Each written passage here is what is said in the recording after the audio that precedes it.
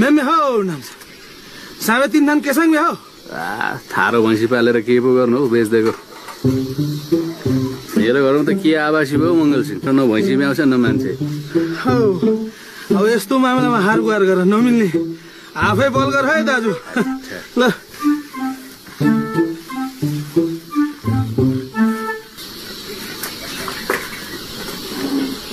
ल कसरी पो टेक्दै आएको भर्खर लिप्दै गरेको देख्दौ न दार्मे गोरुको जत्रो आँखाले के सिक मात्रै देख्छ यति टेक्दैमा के पो हुन्छ हौ अनि किन पो गराउनु सुर्तीको बोको कहाँ छ नोकर हो म तेरो दासी देखिस् म पनि सुबाकै छोरी हो हेर्न हे देखेको तेरो सुन्दन्दे बाउ पनि एक गलगोरु पाल्न नसक्ने नाथे सुब्बा हलोमा ठोक्ने कर छैन दाँतमा सुन तेरो घरमा पनि हात्ती घोडा भए जस्तो धेरै फुटानी नगर मेरो मैती घरमा गोरु नभएर तैले जोतेको छस् पाल्नु परेको छ मेरो बाउ मैती धेरै नगर अहिले ल्यामै दिन्छु पारी आइ माइ लु दे त लु